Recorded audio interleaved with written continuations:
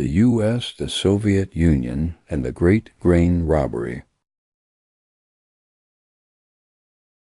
It was the summer of 1972, and the most powerful espionage operation on Earth was not happening in a bunker.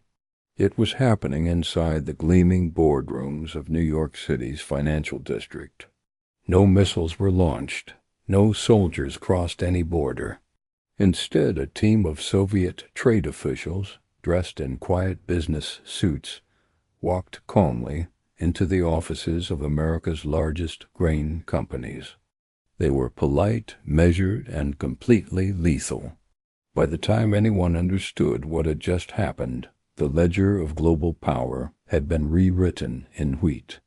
We were taught that the Cold War was a battle of missiles, ideology, and nuclear deterrence. Textbooks described two superpowers, each holding the world hostage with warheads and propaganda. But the real war, the one that actually decided the outcome, was fought not with steel, but with grain, credit, and a catastrophically broken balance sheet. The Soviet Union did not ultimately lose the Cold War because of tanks or spies. It lost because it could not grow enough food to feed its own people. That is the truth buried under decades of geopolitical mythology. This is not a story about heroism or ideology. This is a story about debt, dependency, and the slow bankruptcy of a superpower. This is the story of the Great Grain Robbery and how 19 million tons of American wheat became the seeds of Soviet collapse. To understand how a superpower could be humiliated by a harvest, you have to first understand the extraordinary illusion it projected to the world. In the 1960s, the Soviet Union was a colossus. It stretched across 11 time zones, covering 1/6 of the entire land surface of the Earth. Its military arsenal was staggering with over 40,000 nuclear warheads, tens of thousands of tanks, and the largest standing army in human history. Soviet cosmonauts had orbited the Earth and walked in space before the Americans had figured out how to leave the launch pad. The Kremlin staged enormous military parades through Red Square every May. Rows of intercontinental ballistic missiles rolled down the cobblestones while crowds cheered in perfectly choreographed unison. The image projected to the world was one of absolute invincible power. Western analysts feared the Soviet military machine the way ancient civilizations feared a volcano. Massive, unstoppable, and alive with dangerous energy.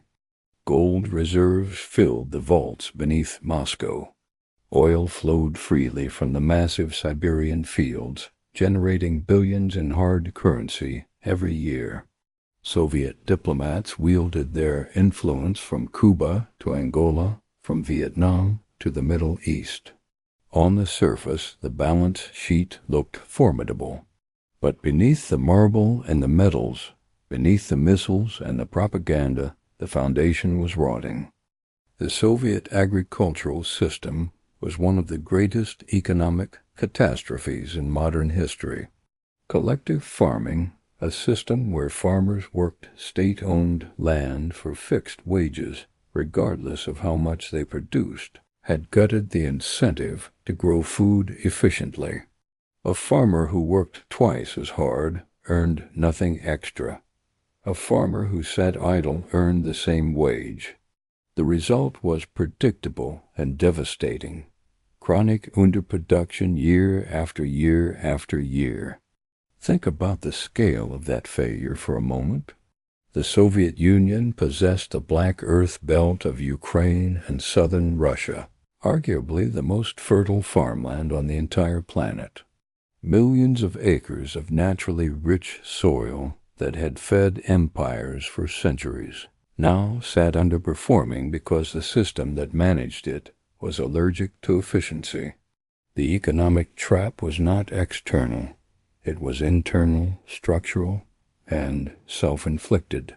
and it was slowly bleeding the superpower from within. The Communist Party understood the danger.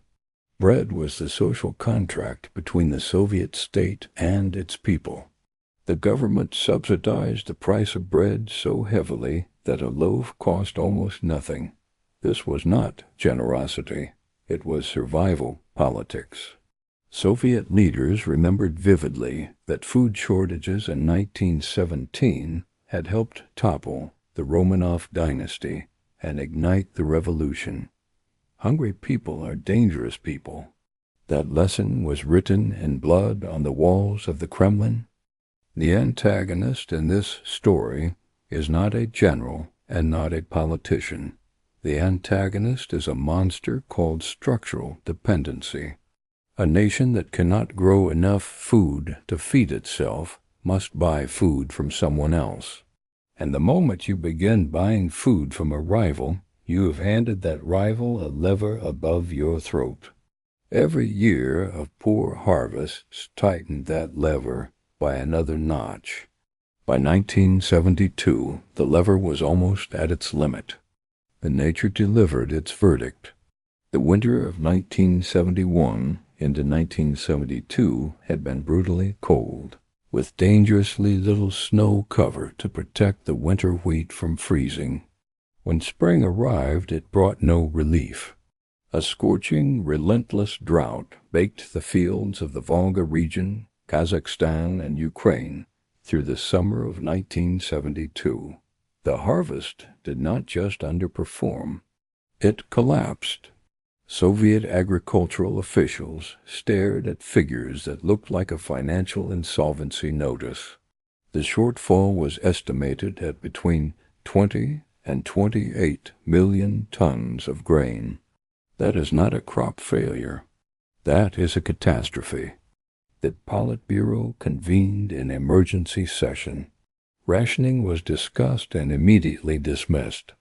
To ration bread would be to publicly confess failure.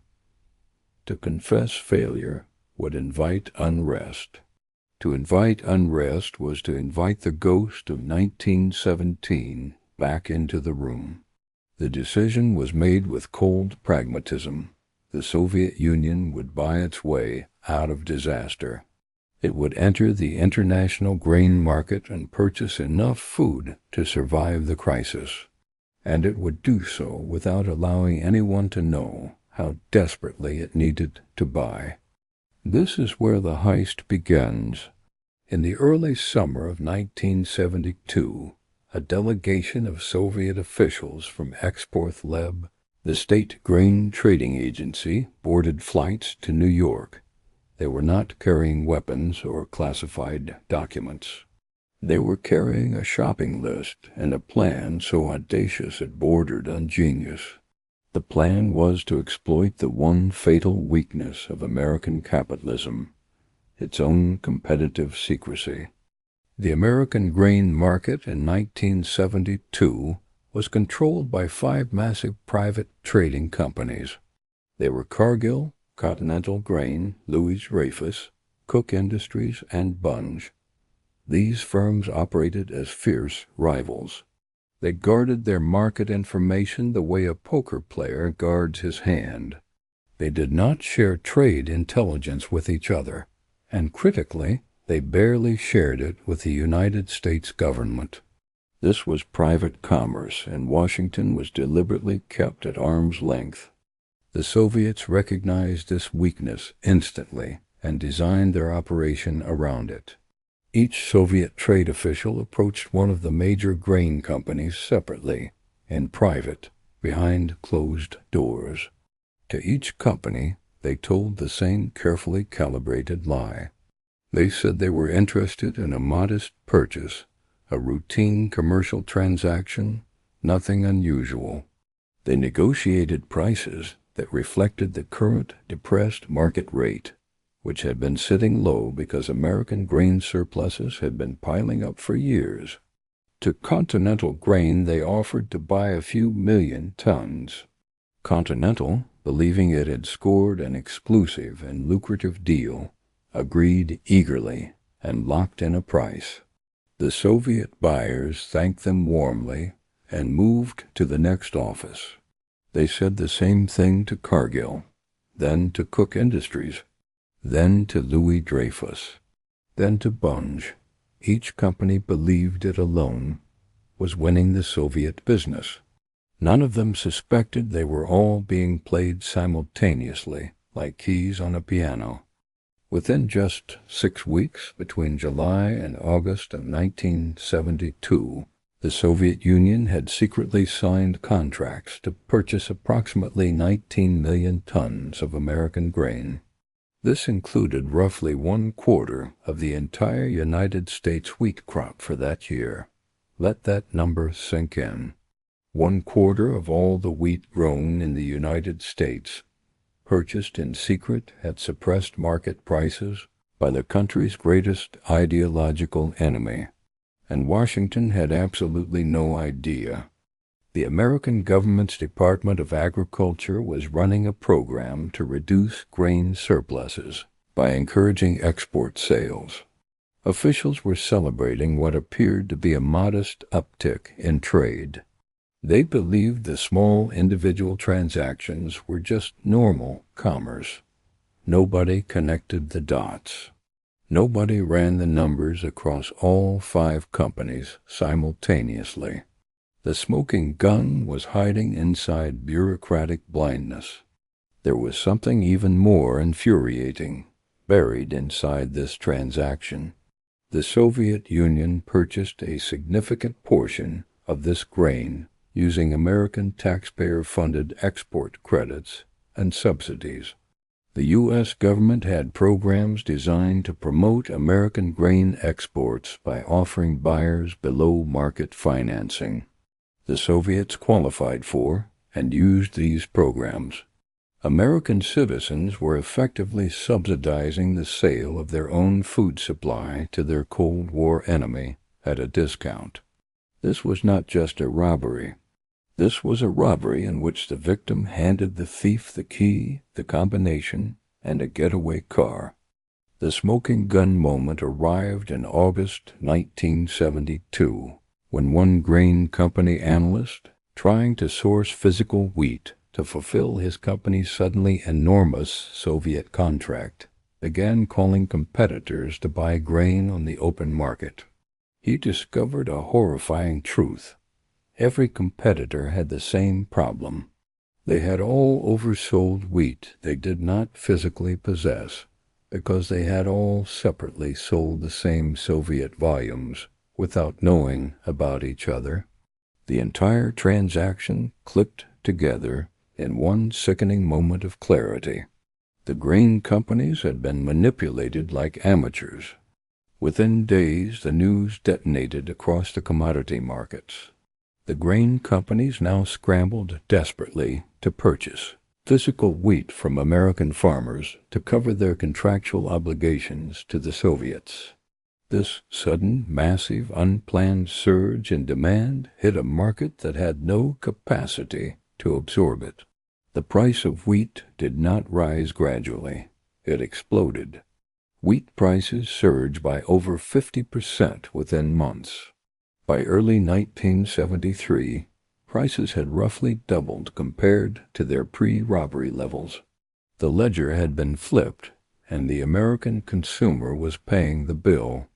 This was not an abstract market statistic. American housewives noticed it at the checkout line. The price of a loaf of bread rose sharply in grocery stores across the country.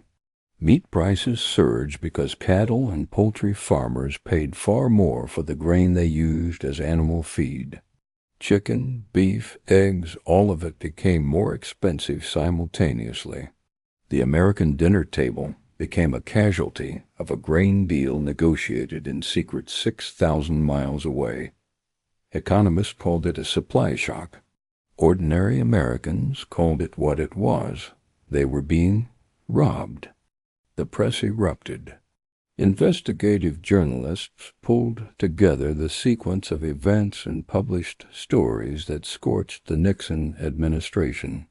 The phrase that attached itself to the scandal permanently was the Great Grain Robbery. It was visceral, accurate, and devastating as a headline. Congressional hearings were called. The Department of Agriculture was excoriated for gross negligence. There were demands for investigations into whether grain company executives had been tipped off and allowed to profit before the price surge. Several very uncomfortable questions were asked in rooms with expensive oak paneling. For the Soviet Union, however, this was a moment of pure tactical triumph. Their trade officials returned to Moscow, having secured enough grain to prevent famine across the country. The Communist Party's social contract with the Soviet people, built on cheap, available bread, had been honored for another year. The regime had played its capitalist rivals at their own game, and on pure tradecraft terms won decisively. 19 million tons of grain had been extracted from the United States at below-market prices, partially subsidized by American taxpayers, and delivered to Soviet ports aboard hundreds of chartered vessels. It was a heist of historic proportions. But here is where the story turns dark in a way the Kremlin never fully reckoned with. The Great Grain Robbery was not just a tactical victory. It was a confession. By executing this operation, the Soviet Union had revealed to any careful observer the true condition of its balance sheet. A genuine superpower does not need to secretly rob its rival's grain market to feed its citizens. The operation exposed the structural insolvency at the core of the Soviet system. The mask had slipped. Sovereignty, it turns out, is solvency, and the Soviet Union was discovering, grain purchase by grain purchase, that it was running out of both. The dependency that the 1972 purchase created did not fade. It deepened. The Soviet agricultural system did not reform after the crisis. The collective farming model remained in place. Incentive structures did not change. Year after year, harvests continued to underperform relative to a nation of that size and fertility. So year after year, the Soviet Union returned to the international market to purchase more grain. By the late 1970s, the Soviet Union was importing between 15 and 25 million tons of grain annually. The addiction was complete. The trap had closed around both legs. Oil revenues kept the machine barely functional through the mid-1970s, when global oil prices spiked dramatically in 1973 and again in 1979. Soviet petrodollars flowed in strong enough to cover grain import bills. The system limped along with a kind of artificial solvency, its hemorrhage of agricultural inefficiency being stanched temporarily by oil money. But this was not a cure. This was a patient surviving on blood transfusions while refusing surgery. Then the mid-1980s arrived, and the oil market collapsed. Crude oil prices fell from over $30 per barrel in 1981 to below $10 per barrel by 1986. This was a devastating blow to a Soviet economy that had become almost entirely dependent on hydrocarbon export revenues to finance its grain import addiction. The numbers became catastrophic. In 1985 alone, the Soviet hard currency reserve situation deteriorated so severely that internal Politburo documents described the financial outlook using language that translated roughly as critically dangerous. That is Kremlin language for insolvency. When Mikhail Gorbachev came to power in March 1985, he inherited not a superpower, but a debtor. He inherited a nation biologically dependent on imported food, financially dependent on volatile oil revenues, and structurally incapable of reforming fast enough to survive. Gorbachev understood the depth of the problem, but the machinery he was trying to fix was already too broken Too deep in the red and too close to the edge, his reforms, glasnost and perestroika, were not bold political experiments. They were emergency surgery performed on a patient already losing consciousness. By 1988, Soviet external debt to Western banks had climbed to approximately $58 billion, much of it accumulated to finance grain imports and consumer goods that the domestic economy could not produce. Western banks, initially willing to lend to the Soviet state, began tightening credit conditions as Soviet creditworthiness deteriorated. The Soviet Union, which had terrified the West with its nuclear arsenal for 40 years, was now begging Western banks for loan rollovers to buy bread. The balance sheet had become the final battlefield, and the Soviet Union was losing it in slow motion. By 1990 and 1991, the tragedy reached its final humiliating chapter. Even in years where harvests were marginally acceptable, the collapsing internal economic system prevented grain from being transported to cities efficiently. The ruble had become nearly worthless in practical terms. Collective farms refused to sell grain to state procurement agencies for ruble payments that could not purchase anything of value. Food rotted in rural storage facilities, while bread lines stretched for blocks in Moscow, Leningrad, and every major Soviet city. The superpower that had put Yuri Gagarin into orbit in 1961 was now distributing emergency food aid. The United States, in one of the most symbolically loaded gestures of the entire Cold War, began shipping frozen chicken legs to Russia in 1990 under a food aid program approved by President George H.W. Bush. Russian citizens began calling them Bush legs, a nickname that carried equal parts gratitude and grief. To eat American chicken in Moscow in 1990 was to understand in your stomach that the Cold War was over. The empire that had once secretly stolen American grain to survive was now openly eating American charity to survive. The ledger had delivered its final verdict. The Soviet Union was formally dissolved on December 25, 1991. It did not fall in a nuclear exchange. No NATO army crossed its borders. No single decisive battle ended it. It collapsed because the bankruptcy of its agricultural and economic model finally exceeded the system's capacity to paper over the damage with oil money and borrowed credit.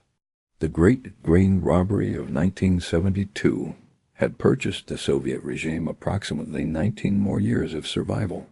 But every one of those years deepened the dependency, widened the structural deficit, and made the final collapse more complete and more irreversible. The economic aftershock of Soviet agricultural failure and grain dependency took Russia well into the 1990s and beyond to even partially resolve. The transition from collective farming to private agriculture was brutal. Hundreds of collective farms collapsed entirely. Rural communities imploded. Agricultural output in Russia fell by over 40% during the 1990s compared to Soviet-era levels. Entire regions that had been farming communities for generations became economically dead zones. The debt accumulated from decades of grain imports and foreign borrowing constrained Russian economic policy well into the new millennium. This was not just a financial hangover. This was a generational wound. Here is what the ledger ultimately shows. The 19 million tons of grain purchased in secret during those 6 weeks of July and August 1972 cost the Soviet Union far more than the price on the contract. Each ton purchased was an acknowledgment that the system could not sustain itself. Each subsequent year of grain imports was another entry in the insolvency column. Each borrowed dollar to finance those imports was a link in a chain that by 1991 had grown heavy enough to drag an empire to the bottom.